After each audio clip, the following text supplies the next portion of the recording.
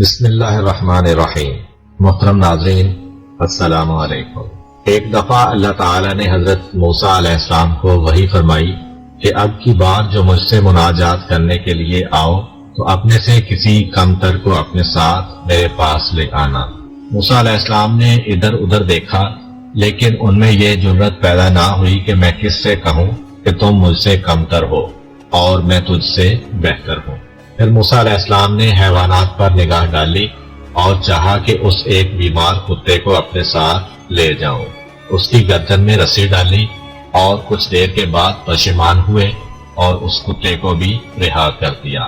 بارگاہ خداوندی میں اکیلے آئے، آواز قدرت آئی، میں نے تجھے حکم دیا تھا کہ تم اپنے ساتھ اپنے سے کمتر کو میرے پاس لانا، تم کیوں نہیں لے کر آئے؟ حضرت موسیٰ علیہ السلام نے عرض کی، پروردگار، میں نے کسی کو اپنے سے کمتر نہیں پایا۔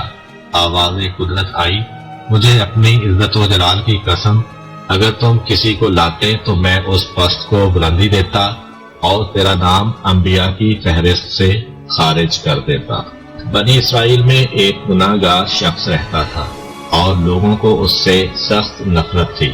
انہوں نے اسے اپنے شہر سے نکال دیا۔ ایک دن اس شخص نے راستے پر دیکھا کہ بنی اسرائیل کا ایک عابد گزر رہا ہے جس کے سر پر ایک کبوتر نے اپنے پروں سے سایہ کیا ہوا تھا۔ اس شخص نے اپنے آپ سے کہا کہ میں تو گناہ گار ہوں اور وہ عبادت گزار ہے، اگر کچھ لمحے میں اس عابد کے ساتھ بیٹھ جاؤں تو ممکن ہے اللہ تعالیٰ اس کی برکت کی وجہ سے مجھ پر بھی رحم کر دے۔ دل میں سوچنے کے بعد وہ اس عابد کے پاس گیا۔ جب عابد نے اس شخص کو اپنے پاس بیٹھا ہوا دیکھا تو کہنے لگا، یہ کیا ماجرا ہے؟ میں اس قوم کا سب سے بڑا عابد ہوں، یہ انتہائی فاسد ہے، اس کی یہ جرأت کہ میرے پاس آ کر بیٹھ جائے۔ عابد نے اس شخص سے منہ موڑ لیا اور اس سے کہا کہ جناب، آپ یہاں سے اٹھ کر چلے جائیں۔ اللہ تعالیٰ نے اس زمانے کے نبی کو وحی کی کہ دونوں افراد کے پاس جاؤ اور ان سے کہو کہ اپنے اعمال کا حساب بھی سن لو۔ اللہ فرما رہا ہے کہ میں نے اس گناہ گار کے تمام گناہ معاف کر دیے ہیں اور میں نے اس عابد کی تمام نیکیاں تکبر کی وجہ سے ختم کر دی ہیں۔ شیخ سعدی فرماتے ہیں کہ ایک بادشاہ کے کچھ بیٹے تھے، جن میں سے ایک بیٹا قد میں چھوٹا، بدصورت اور کمزور تھا، جبکہ اس کے باقی بیٹے خوبصورت، لمبے قد کے اور تندرست و توانا تھے۔ ایک دن بادشاہ نے اپنے اس بیٹے کو حقارت کی نظر سے دیکھا۔ بیٹا بہت دانا تھا، وہ سمجھ گیا کہ اس کا باپ اس کو حقارت آمیز نگاہوں سے دیکھ رہا ہے۔ اس نے اپنے باپ کی طرف منہ کر کے کہا، پست قد دانا دراز قد نادان سے بہتر ہوتا ہے۔ یہ ضروری نہیں کہ جس کا قد لمبا ہو اس کی قدر و منزلت بھی زیادہ ہو۔ آپ خود دیکھ سکتے ہیں کہ بکری پاکیزہ ہے اور ہاتھی مردار ہوتا ہے۔ بادشاہ کو اپنے اس بیٹے کی حکمت آمیز باتیں پسند آئیں اور وہ مسکرانے لگا۔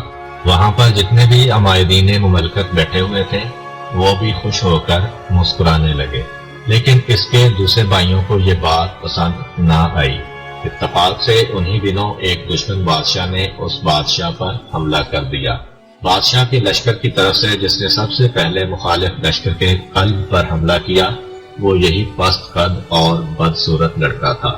اس نے اپنی شجاعت کا اظہار کیا اور مخالف لشکر کے کئی سالاروں کو خاک و خون میں غلطان کر دیا، اور پھر واپس اپنے باپ کے پاس آیا اور بڑے احترام سے کہا، ابا جان، کمزور گھوڑے میدان جنگ میں کام آتے ہیں۔ پھر وہ دوبارہ میدان جنگ میں گیا اور اسی اثنا میں اس کے باپ کے چند فوجی بھاگنے لگے تو اس نے کھڑے ہو کر نعرہ بلند کیا، مردوں کی طرح سے جنگ کرو، اگر نہیں کر سکتے تو مردوں کے لباس اتار کر عورتوں کے لباس پہن لو۔ جیسے ہی بھاگتے ہوئے فوجیوں نے یہ نعرہ سنا تو ان کو اس سے قوت ملی اور وہ دشمن فوج پر غالب آ گئے۔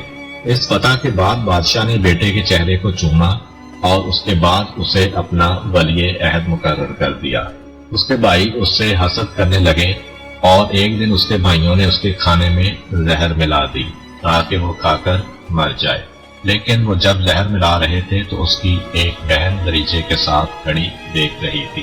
جب اس پست قد اور بدصورت لڑکے کے سامنے کھانا رکھا گیا تو اس کی بہن زور زور سے دروازے کو ہلا رہی تھی۔ وہ سمجھ گیا اور اس نے وہ زہر آلود کھانا نہ کھایا۔ جب اس واقعہ کی اطلاع بادشاہ کو ملی تو اس نے اپنے دوسرے بیٹوں کو اپنے ملک کے دور دراز حصوں میں بھیج